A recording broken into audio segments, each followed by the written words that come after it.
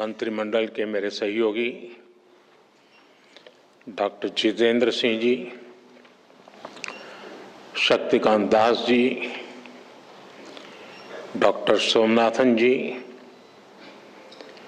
अन्य वरिष्ठ अधिकारीगण, देश भर से जुड़े सिविल सर्विसेज के सभी साथी, देवी और सज्जनों, आप सभी को सिविल सर्विसेज डे की बहुत बहुत शुभकामनाएं।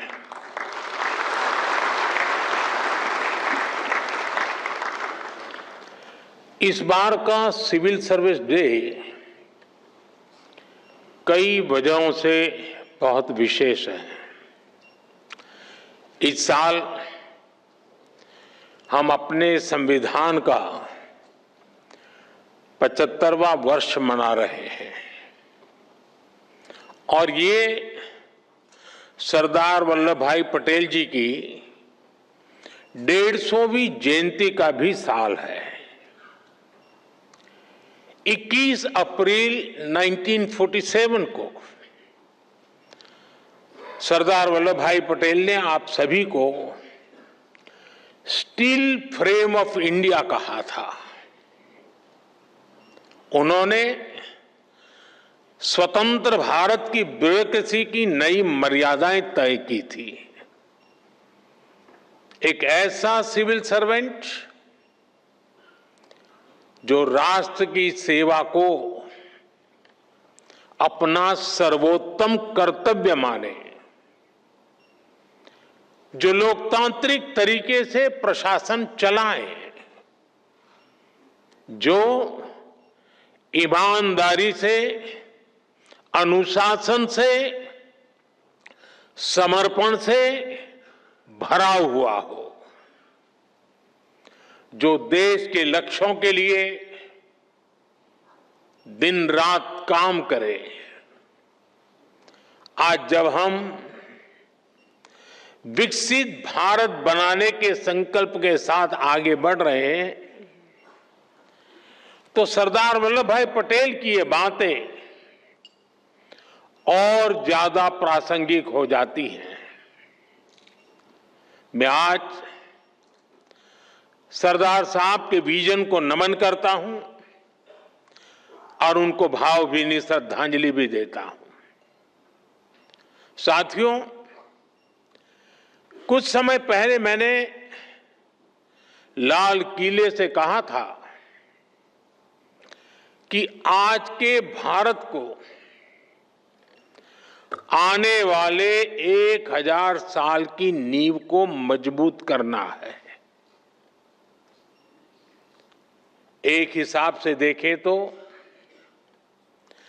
1000 साल की सहस्त्राब्दी में पहले 25 साल बीत गए हैं। ये नई शताब्दी का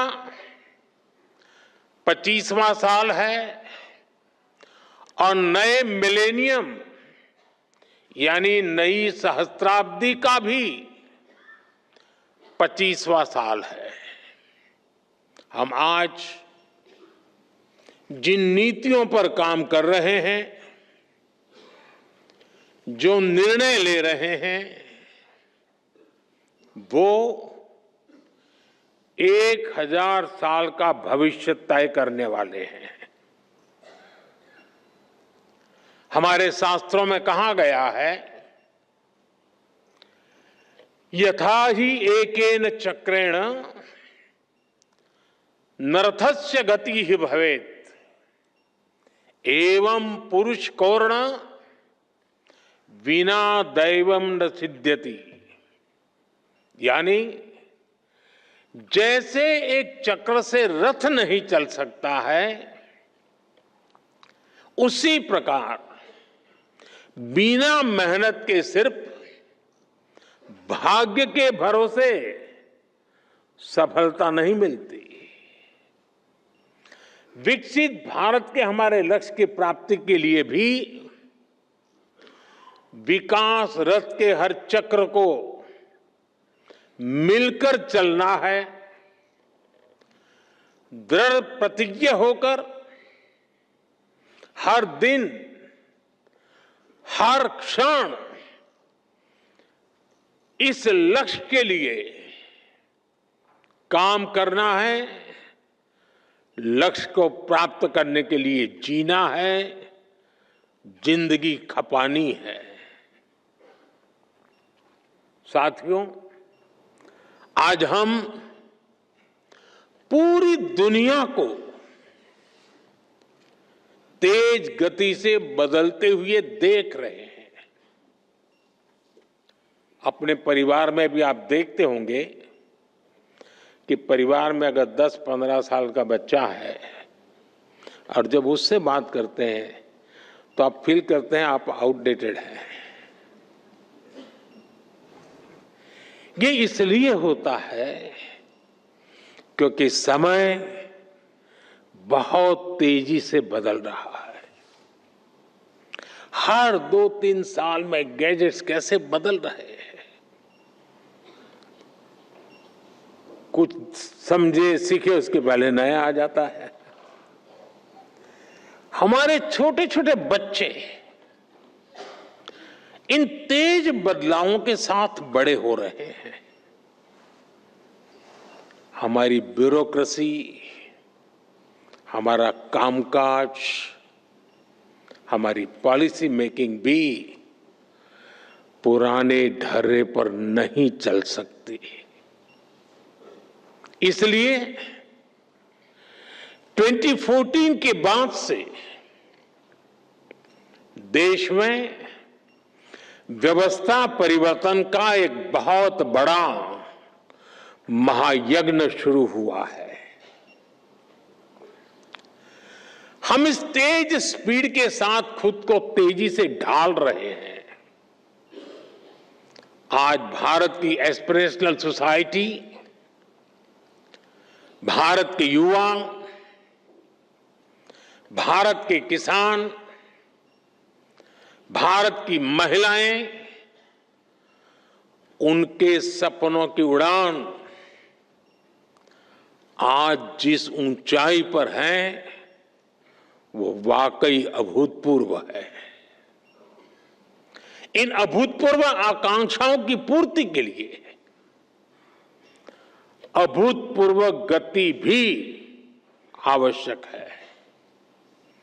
आने वाले वर्षों में भारत कितने ही बड़े बड़े पड़ावों से गुजरेगा। एनर्जी सिक्योरिटी से जुड़े लक्ष्य, क्लीन एनर्जी से जुड़े लक्ष्य, स्पोर्ट्स से लेकर के स्पेस को लेकर, यानी ऐसे अनेक नए लक्ष्य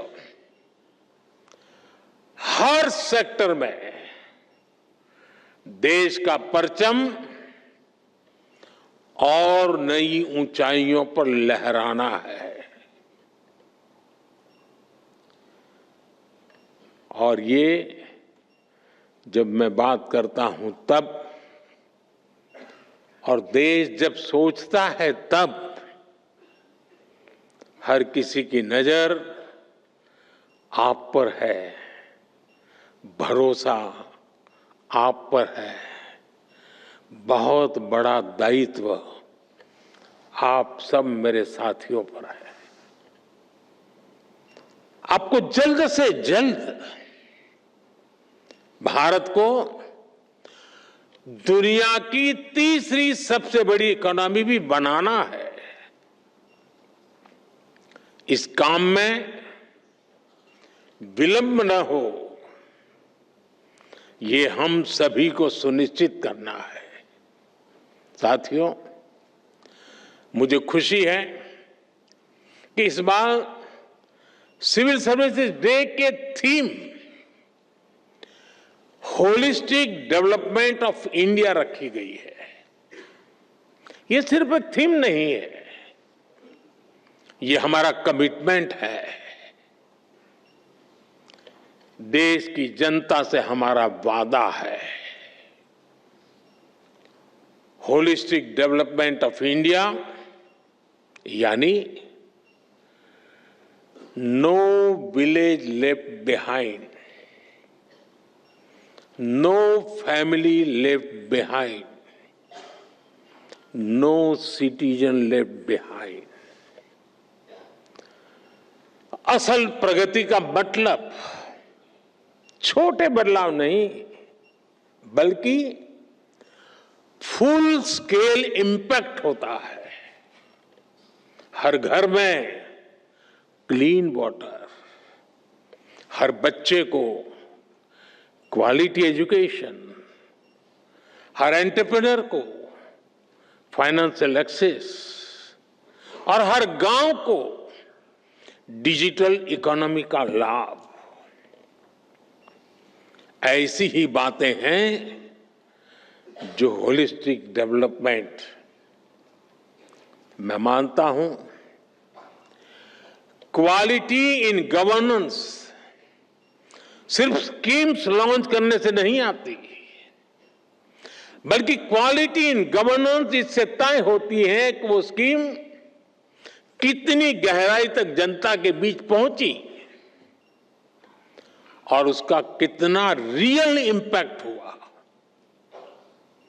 आज राजकोट हो, गोमती हो, तिनसुकिया हो, कोरापुट हो, ऐसे कितने ही जिलों में हम यही इंपैक्ट देख रहे हैं। स्कूल में अटेंडेंस बढ़ाने से लेकर सोलर पावर तक अनेक जिलों ने बहुत अच्छा काम किया और जो तय किया वो पूरा करके दिखाया, और उसमें से कई जिलों को आज पुरस्कार दिया गया है। मैं इन सभी जिलों और योजनाओं से जुड़े साथियों को भी आज विशेष बधाई देता हूं। साथियों, बीते 10 सालों में भारत ने इंक्रीमेंटल चेंज से आगे बढ़कर इंपैक्टफुल ट्रांसफॉर्मेशन तक का सफर देखा है। आज भारत का governance model next generation reform पर फोकस कर रहा है। हम टेक्नोलॉजी और इनोवेशन और इनोवेटिव प्रैक्टिसेस के जरिए सरकार और नागरिकों के बीच की दूरी समाप्त कर रहे हैं। इसका इंपैक्ट ग्रामीण और शहरी क्षेत्रों के साथ साथ दूर दराज के इलाकों में भी दिख रहा है। आपसे एस्पिरेशनल डिस्ट्रिक्ट की कई बार चर्चा हुई है, लेकिन एस्पिरेशनल ब्लॉक्स की सफलता भी उतनी ही शानदार है। आप जानते हैं, ये प्रोग्राम 2 साल पहले जनवरी 2023 में लॉन्च हुआ था। सिर्फ 2 साल में इन ब्लॉक्स ने जो बदलाव दिखाए हैं वो अभूतपूर्व है। इन ब्लॉक्स में हेल्थ, न्यूट्रिशन, सोशल डेवलपमेंट और बेसिक इंफ्रास्ट्रक्चर के कई इंडिकेटर्स में शानदार प्रगति हुई है और कुछ स्थान पर तो राज्य की एवरेज से भी आगे निकल गए हैं। राजस्थान के टोंक जिले के पीपलू ब्लॉक में 2 साल पहले आंगनवाड़ी सेंटर्स में बच्चों की मेजरमेंट एफिशिएंसी सिर्फ 20% थी। अब ये 99% से भी ज्यादा हो गई है।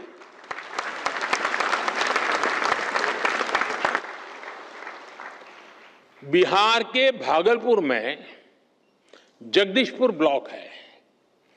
वहां पहली तिमाही में ही गर्भवती महिलाओं का रजिस्ट्रेशन पहले सिर्फ 25% था, अब ये बढ़कर 90% से ज्यादा हो गया है।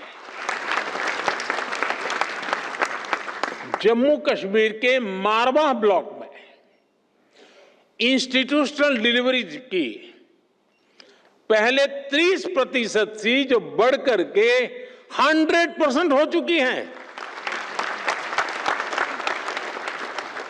झारखंड के गुरडी ब्लॉक में नल से जल का कनेक्शन 18% से बढ़कर के 100% हो गया है। ये सिर्फ आंकड़े नहीं है, ये लास्ट माइल डिलीवरी के हमारे संकल्प की सिद्धि को दिखाता है। ये दिखाते हैं कि सही इंटेंट, सही प्लानिंग और सही एग्जीक्यूशन से दूर दराज के हिस्सों में भी इच्छित परिवर्तन संभव है। साथियों, पिछले 10 सालों में भारत ने कई ट्रांसफॉर्मेटिव बदलाव करके दिखाए हैं, उपलब्धियों की नई ऊंचाई को छुआ है। भारत आज सिर्फ ग्रोथ की वजह से नहीं जाना जा रहा, बल्कि गवर्नेंस, ट्रांसपेरेंसी और इनोवेशन के बेंचमार्क्स आज भारत सेट कर रहा है। G20 प्रेसिडेंसी भी इसका एक उदाहरण है। 60 से ज्यादा शहरों में 200 से ज्यादा मीटिंग्स, इतना बड़ा और इंक्लूसिव फुटप्रिंट G20 के इतिहास में पहली बार हुआ।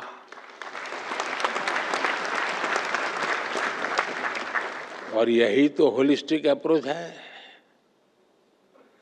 जन भागीदारी की अप्रोच ने G20 को एक जन आंदोलन बना दिया।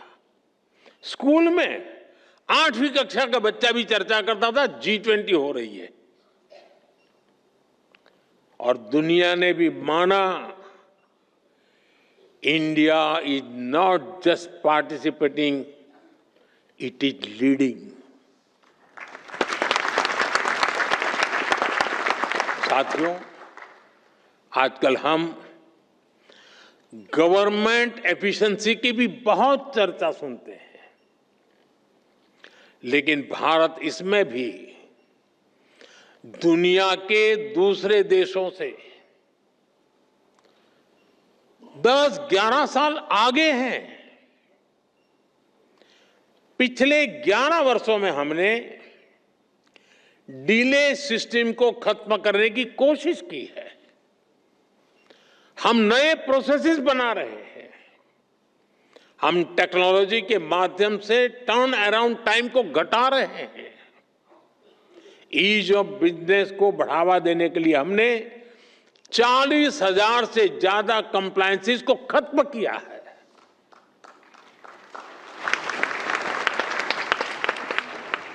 हमने 3400 से ज्यादा लीगल प्रोविजंस को भी डीक्रिमिनलाइज कर दिया है। मुझे याद है, जब हम कंप्लायंसेस का बर्डन कम करने के लिए काम कर रहे थे, जब व्यापार कारोबार के दौरान होने वाली कुछ गलतियों को डीक्रिमिनलाइज कर रहे थे, तो मेरे लिए आश्चर्य था, कुछ कोने में विरोध के स्वर भी उठा करते थे। कई लोग कहते थे, आज तक नहीं हुआ, आप क्यों कर रहे हैं, चलता है चलने दो, इससे आपको क्या फर्क पड़ता है, कंप्लायंस करने दीजिए, आप क्यों अपना काम खुद बढ़ा रहे हैं। चारों तरफ से चर्चाएं चलती थी, दबाव आते थे, लेकिन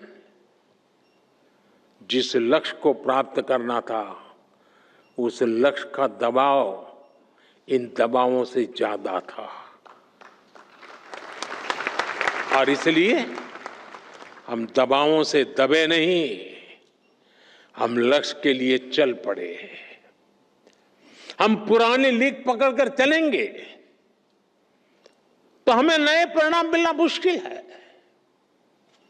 जब हम कुछ अलग करेंगे और तभी तो अलग परिणाम भी मिलेंगे। और आज इसी सोच की वजह से हमारी ease of doing business ranking में काफी सुधार हुआ है। आज दुनिया भारत में निवेश करने के लिए बहुत उत्सुक है और ये हमारा काम है कि हम अवसर जाने न दें। हमें इस अवसर का पूरा लाभ उठाना है। हमें राज्यों के स्तर पर, जिला और ब्लॉक स्तर पर रेड टेप की हर गुंजाइश को खत्म करना है। तभी आप राज्यों के स्तर पर, जिला स्तर पर अपने लक्ष्यों को प्राप्त कर पाएंगे। साथियों, पिछले 10-11 साल की देश की जो सफलताएं रही हैं, उन्होंने विकसित भारत की नींव को बहुत मजबूत किया है। आज देश इस मजबूत नींव पर विकसित भारत की भव्य इमारत का निर्माण शुरू कर रहा है। लेकिन निर्माण की इस प्रक्रिया में हमारे सामने चुनौतियां कम नहीं है। भारत अब दुनिया का सबसे अधिक जनसंख्या वाला देश बन चुका है। ऐसे में बेसिक सुविधाओं की सैचुरेशन हमारे लिए प्राथमिकता होनी चाहिए। आपको लास्ट माइल डिलीवरी पर हमेशा बहुत ज्यादा फोकस करते रहना है। समय के साथ देशवासियों की नीड्स और एस्पिरेशंस दोनों तेजी से बदल रही है। अब सिविल सर्विस को कंटेम्पररी चैलेंजेस के हिसाब से खुद को एडेप्ट करना होगा, तभी वो रिलेवेंट बनी रह सकती है। हमें खुद के लिए नई नई कसौटियां भी नित्य बनाते रहना होगा और हर कसौटी को पार करते रहना होगा। और सफलता की सबसे बड़ी कुंजी यही है कि खुद को चुनौती देते रहो। कल किया था वो संतोष के लिए नहीं था, कल जो पाया था वो चुनौती का कारण बनना चाहिए ताकि कल मैं उससे ज्यादा कर पाऊं। अब सिर्फ पिछली सरकारों से तुलना करके अपने काम, अपनी परफॉर्मेंस को हम तय नहीं कर सकते। मेरे पहले डिस्ट्रिक्ट में फलाने भाई थे, उन्होंने इतना किया, मैंने इतना कर दिया, जी नहीं। अब हमें अपनी कसौटी बनाना है 2047 के विकसित भारत के लक्ष्य से हम कितना दूर हैं, हम कहां तक पहुंचे हैं। वो हिसाब किताब का वक्त समाप्त हो चुका है। अब जहां है वहां से जहां जाना है वहां अभी कितनी दूरी बाकी है। उस दूरी को पाटने का मेरा रोड मैप क्या है, मेरी गति क्या है, और मैं औरों से जल्दी 2047 तक कैसे पहुंच करके सारे लक्ष्यों को प्राप्त कर लूं, यही हमारा सपना, यही हमारा मकसद, यही हमारा लक्ष्य होना चाहिए।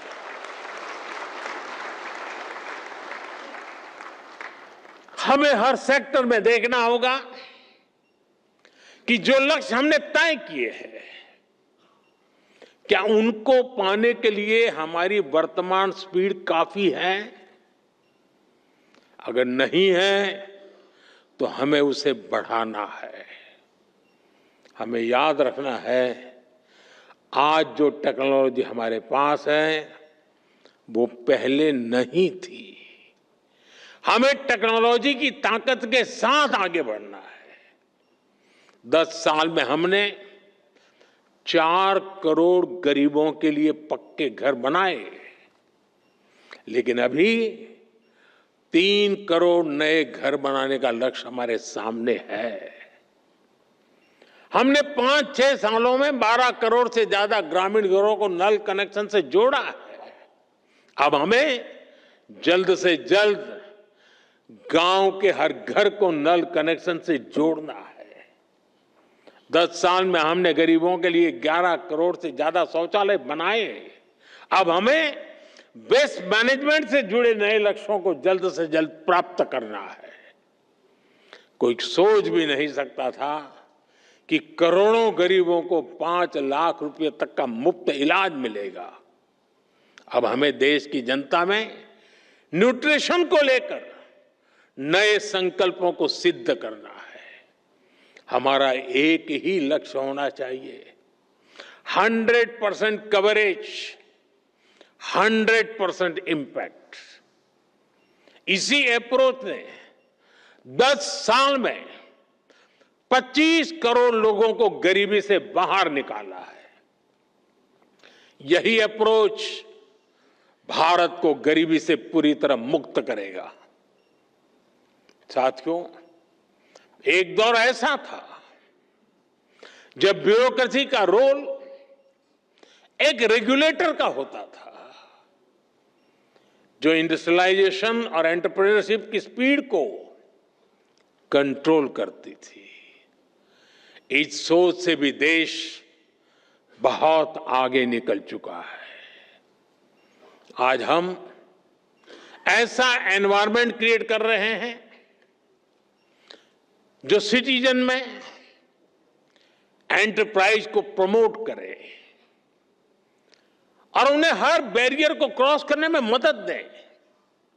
इसलिए सिविल सर्विस को एनेबलर बनाना होगा, सिर्फ रूल बुक के कीपर के रूप में ही नहीं, बल्कि ग्रोथ के फैसिलिटेटर के रूप में अपना विस्तार करना होगा।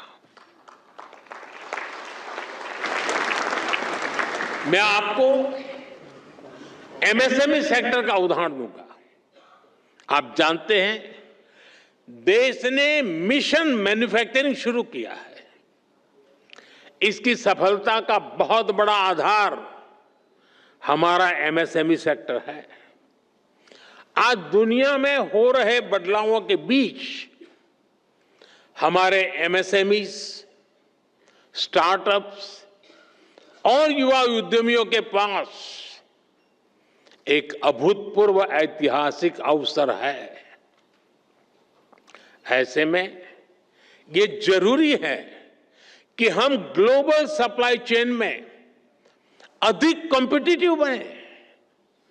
हमें यह भी याद रखना है कि एमएसएमईज का कंपटीशन सिर्फ छोटे एंटरप्रेन्योर से नहीं है, इनकी प्रतिस्पर्धा पूरी दुनिया से है।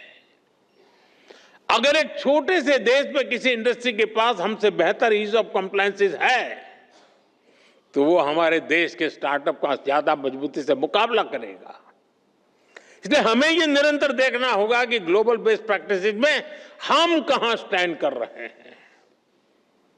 भारत के इंडस्ट्री का लक्ष्य अगर ग्लोबली बेस्ट प्रोडक्ट बनाने का है, तो भारत की ब्यूरोक्रेसी का लक्ष्य दुनिया में सबसे best ease of compliances environment देने का होना चाहिए।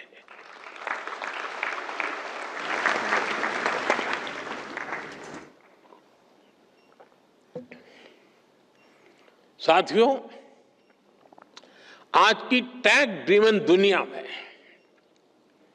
सिविल सर्वेंट्स, उसको ऐसी स्किल चाहिए जो न उन्हें सिर्फ टेक्नोलॉजी समझने में मदद करे, बल्कि उसे स्मार्ट और इंक्लूसिव गवर्नेंस के लिए इस्तेमाल भी कर सके। In the age of technology, governance is not about managing systems. It is about multiplying possibilities. हमें टैक्स से भी होना पड़ेगा ताकि हर पॉलिसी और स्कीम को टेक्नोलॉजी के जरिए ज्यादा एफिशिएंट और एक्सेसिबल बनाया जा सके। हमें डाटा ड्रिवन डिसीजन मेकिंग में एक्सपर्ट बनना होगा, जिससे पॉलिसी डिजाइनिंग और इंप्लीमेंटेशन से ज्यादा एक्यूरेट कर सके। आजकल आप देख रहे हैं कि आर्टिफिशियल इंटेलिजेंस और क्वांटम फिजिक्स कितनी तेजी से विकसित हो रही है।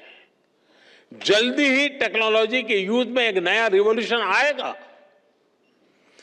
ये उस डिजिटल और इंफॉर्मेशन एज से कहीं आगे होगा जिनसे आज जिससे परिचित है उससे भी आपको फ्यूचर की टेक्नोलॉजी रिवॉल्यूशन के लिए खुद को तैयार करना होगा।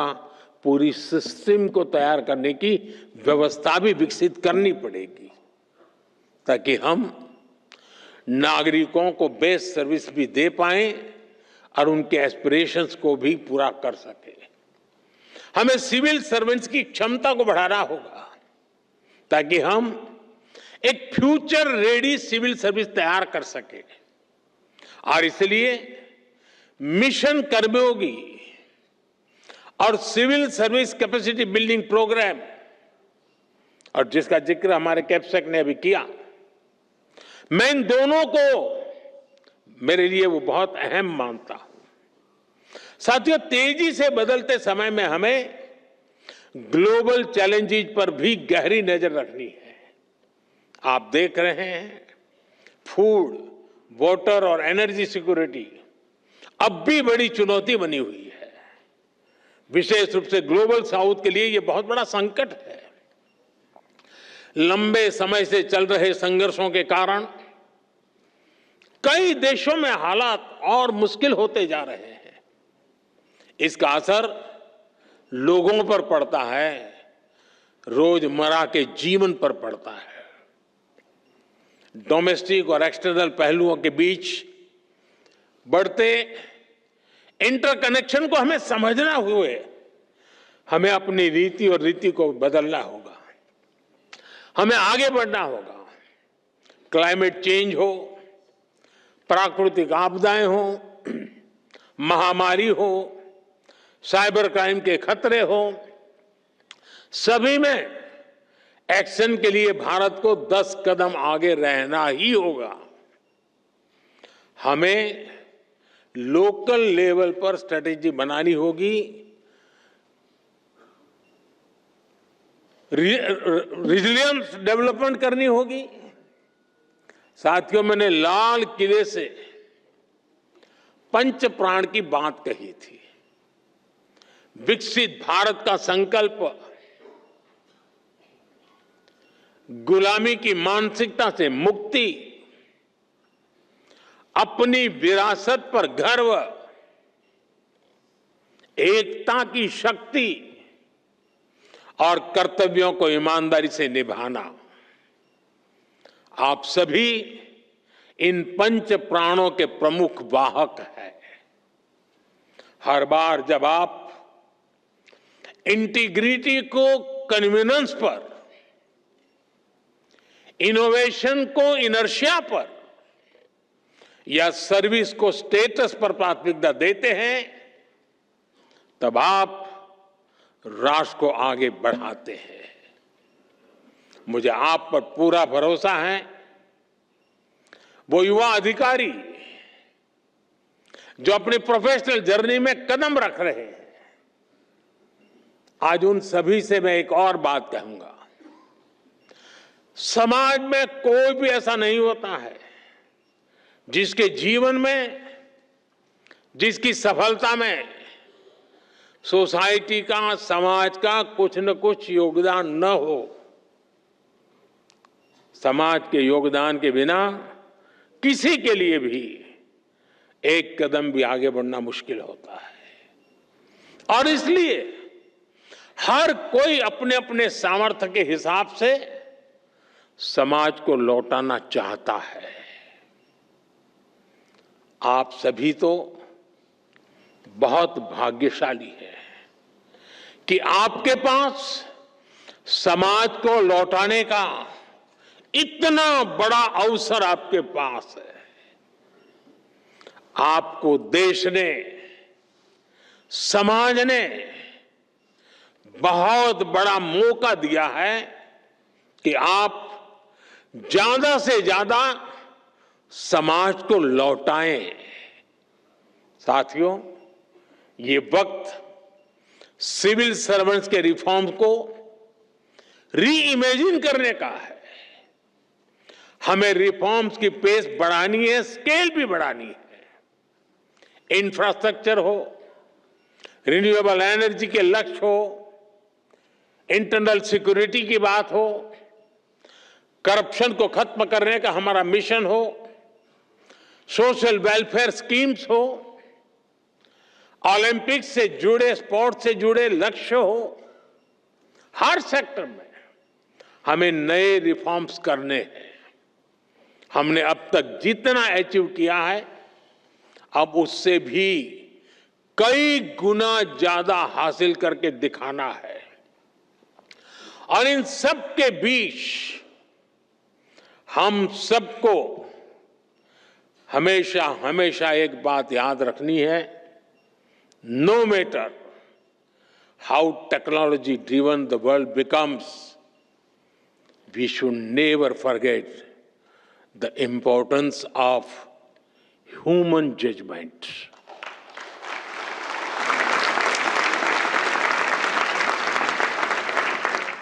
संवेदनशील रहिए, गरीब की आवाज सुनिए, गरीब की तकलीफ समझिए, उनका समाधान करना अपनी प्राथमिकता बनाइए। जैसे अतिथि देवो भव होता है, वैसे ही नागरिक देवो भव, इस मंत्र को लेकर के हमें चलना है। आपको सिर्फ भारत के सिविल सर्वेंट्स के रूप में ही नहीं, विकसित भारत के शिल्पकार के रूप में अपने दायित्व के लिए तैयार करना है। वो एक वक्त था, आप सिविल सर्वेंट बने, सिविल सर्वेंट के रूप में आगे बढ़े और आज भी सिविल सर्वेंट के रूप में सेवा कर रहे हैं। लेकिन अब वक्त बदल चुका है साथियों। मैं जिस रूप में आने वाले भारत को देख रहा हूं,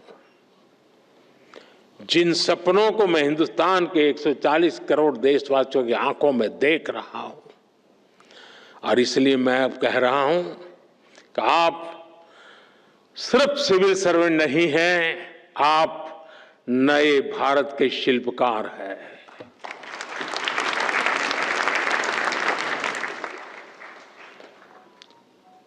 शिल्पकार का उस दायित्व निभाने के लिए हम स्वयं को सक्षम बनाएं, हम समय को लक्ष्य के लिए समर्पित करें, हर सामान्य व्यक्ति के सपनों को खुद के सपने बना करके जिए। आप देखिए, विकसित भारत आपकी आंखों के सामने आप देख पाएंगे।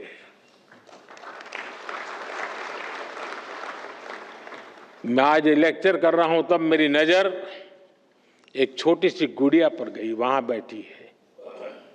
हो सकता है वो 2047 में शायद यहां कहीं बैठी होगी। ये सपने हमारे होने चाहिए, विकसित भारत का यही हमारा लक्ष्य होना चाहिए। बहुत बहुत शुभकामनाएं, बहुत बहुत धन्यवाद।